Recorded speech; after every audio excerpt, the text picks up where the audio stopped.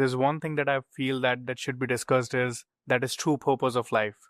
We all talk about it a lot, we all hear it a lot, but what do you think is the true purpose of life, and how someone who is 20 years old, who is discovering his own true purpose, like what is the way for them to discover their true purpose? And for that, I have a quote too from Viktor Frankl.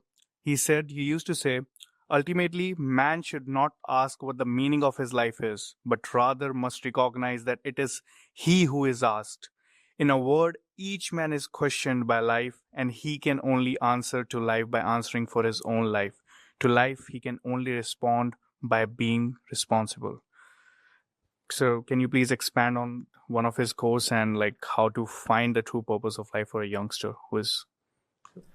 You see, you cannot ask for something called a true purpose while being simultaneously and stubbornly invested in all kinds of blind purposes. Maybe the true purpose of life is just to get rid of all the false purposes. Maybe that's what you are born for. Maybe the moment you were born, you were already handed over a lot of false purposes, plus the potential to accumulate even more false purposes. That's what your condition was the moment you were born. When you are an infant, are you purposeless? Are you purposeless? Ever seen an infant? Is the infant purposeless? No. Even as a very little baby, you still have a purpose or many purposes. I want the right temperature. I want the right humidity. I want my feed very regularly and at the right time. The room should be neither too dark nor too bright. I want a few people around me at the same time. I don't like crowds. And if I spoil my little pants or the diaper, I want somebody to quickly provide me with hygiene services. So you already have purposes and all these purposes relate to the body, don't they? Don't they? Think of these. Do these purposes really change as you grow up? No, they don't. You already have purposes and you have the potential to gather more purposes that are nothing but the old biological purposes amplified in a social way.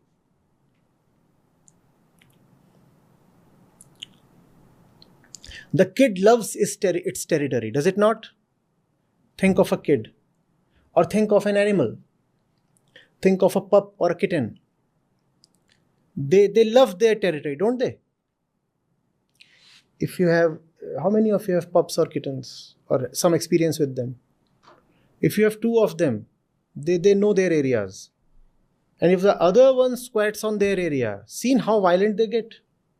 Seen? Now, how is that very, very different from the adult zest, the adult desperation to have a house that you can call your own? And when you were growing up, you had your room probably, and your brother had a room, and once you reach a certain age, siblings are put into separate rooms. And did you really enjoy if let's say your brother intruded and messed up with your room? You retaliated, right? You said, fine, now see what I can do. How is that very different from the very biological urge of a human baby or an animal to protect its space, its territory? And then food.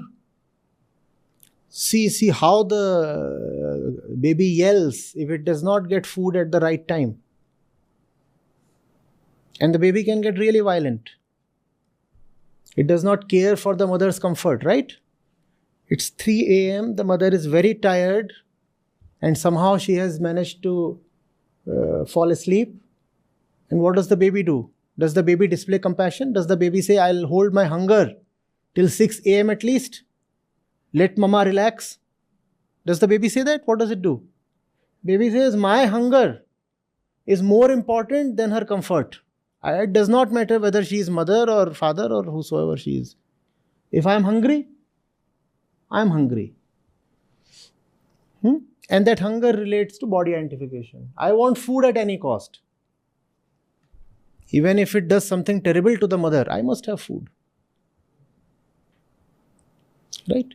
Is that not what grown-ups also keep doing their entire life? It's just that the diversity in food increases. The kid simply wants milk.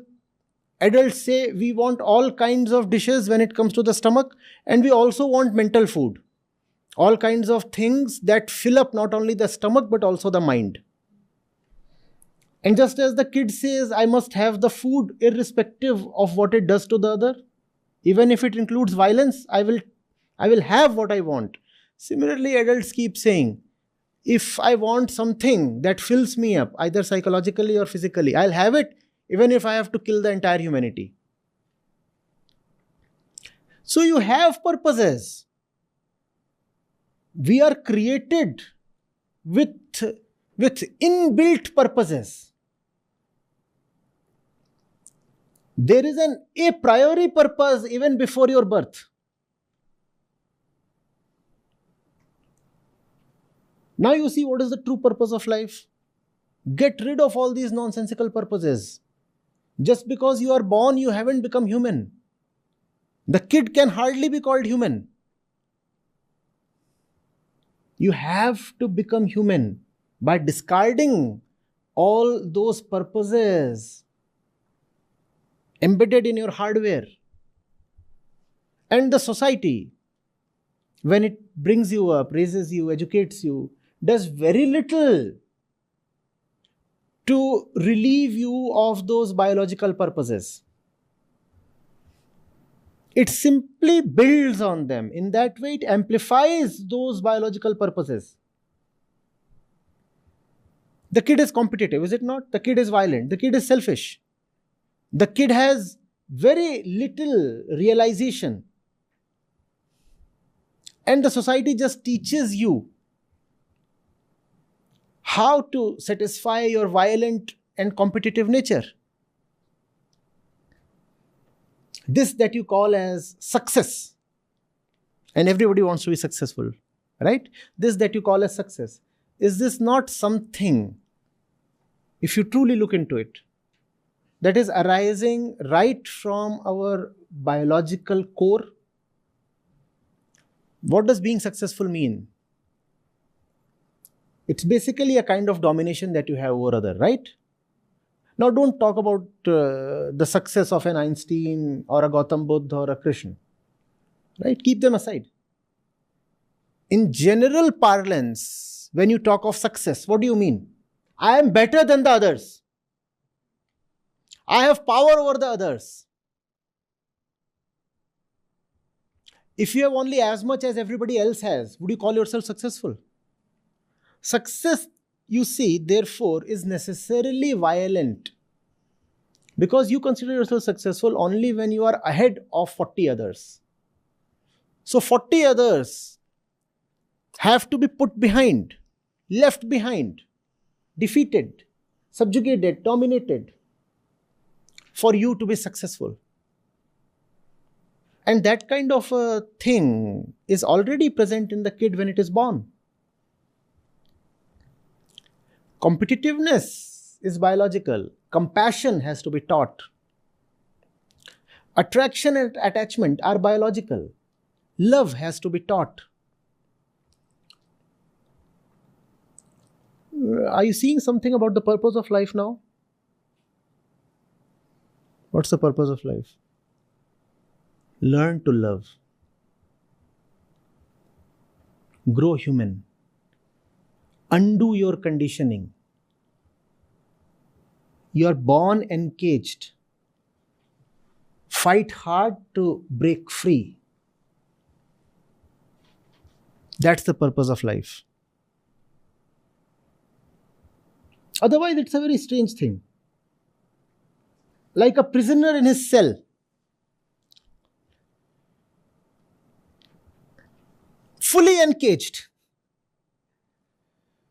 And he is deeply in thought. What is the purpose of life? Can't you see? Don't you see? You are in prison, and that exactly is the purpose of life. What else?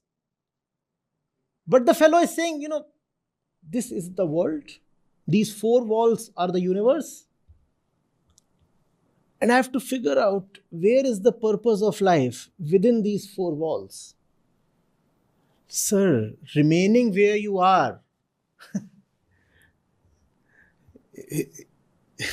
you can have no purpose.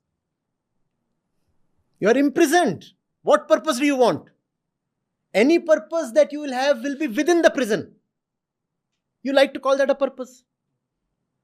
Any purpose that a prisoner will have will be within the prison.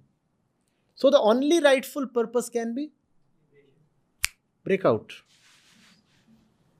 Breakout. What else? But that's not what your education, your society will ever tell you. That's a secret never to be disclosed. They will never tell you. They will tell you of all the great things. Come on. Within the prison. And they have raised a lot of amusing and entertaining, attractive places within your cell. Within yourself, there are a lot of attractions. All within the cell, mind you. All within the cell.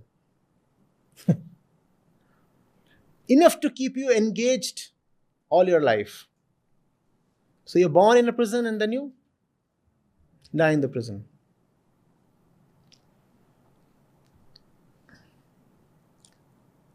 And you have some meditators within the prison who keep asking, what is the purpose of life? What is the purpose of life? What's the purpose of life?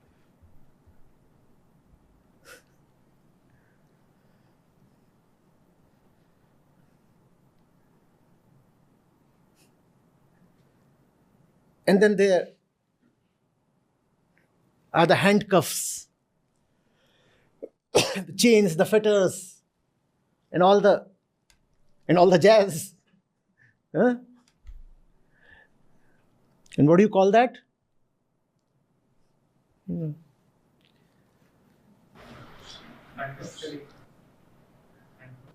you call that handcuffs? Do you ever? No? Nice bangles.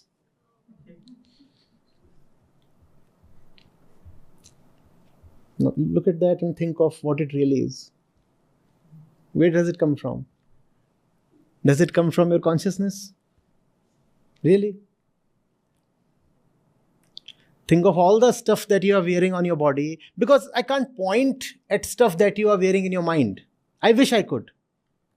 It's very intangible. I can't show it to you right now. Even if I see it, I can't show it to you. But think of all the things that you are wearing on your body. Think of where they are coming from. Think of this ring on your finger. You think of that as something you have chosen to wear, right? Please, do you know what that means? Why is it present on you? It's present on you out of somebody else's wish. But that exactly is the definition of a handcuff, which is present on your body not because you want it, but because somebody else wants it. Is that not what is the definition of a handcuff? Please tell me. So if you wear that necklace, or that ring, or that amulet, or whatever it is, I don't know. There's a lot of stuff that we wear internally, externally. You have to ask, how is that different from chains and all kinds of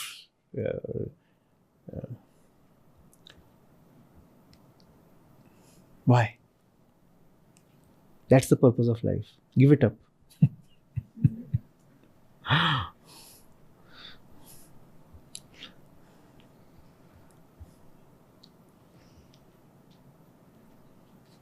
Good evening, sir. My name is Shashwat Godara. So, as you said, like these are all handcuffs. So, but uh, if they are giving me happiness, and the one who has given me those handcuffs, and it is giving them also happiness, so why shouldn't I wear them? Then why is there this question about the midlife crisis and the crash at the age of 20? Wish they could give you happiness. All that they give you is a bubble. Don't you see that the entire discussion today, from the beginning till this point, has been about crashes, midlife crisis and depression and rejection and whatnot? Wish all this stuff that you are wearing on your wrist or on your mind could give you lasting happiness. It does not. It does not. And it is the ensuing frustration that kills.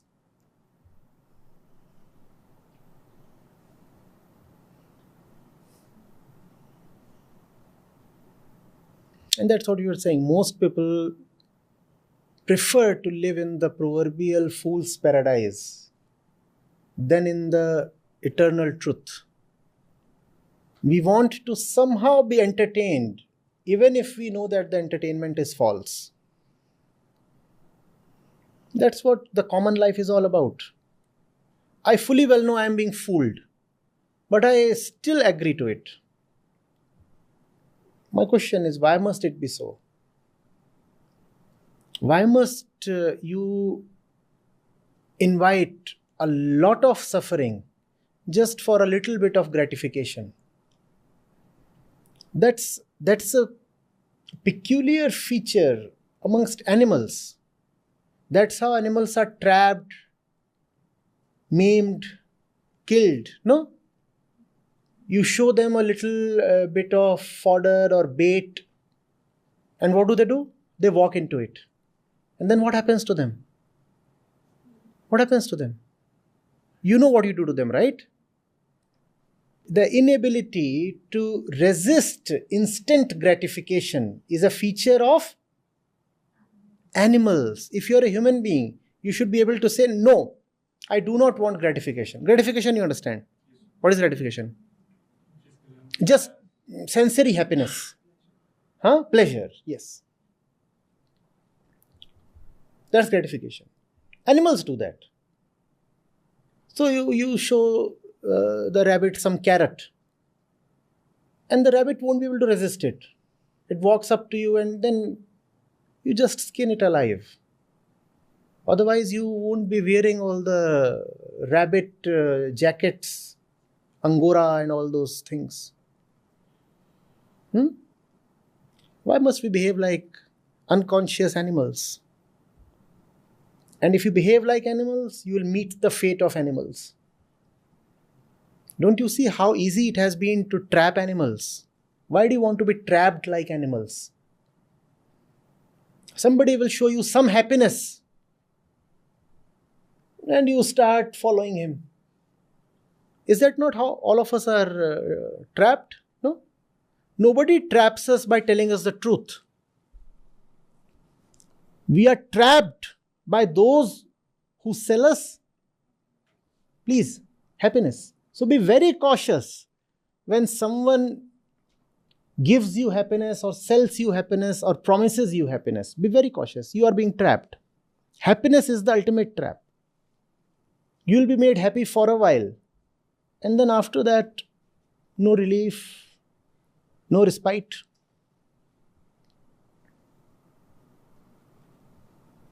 Once this thing gets on your wrist, you know how difficult it is to get it off. Once that thing gets on your finger, you very well know how difficult it is to... You are young people, I hope you understand. So before you put these things on, and it's a moment of great happiness, intoxicating happiness, when you are compelled to put that thing here or here or here or here, avoid. avoid. It's easy to get into the trap, almost impossible to get out of it. Remember the mouse. Think of the mouse trap. The knowers have said that the wise men look at the world, first of all, as a mouse trap or a minefield. Anytime there can be an explosion. Anything that appears tempting and tasty can simply trap you.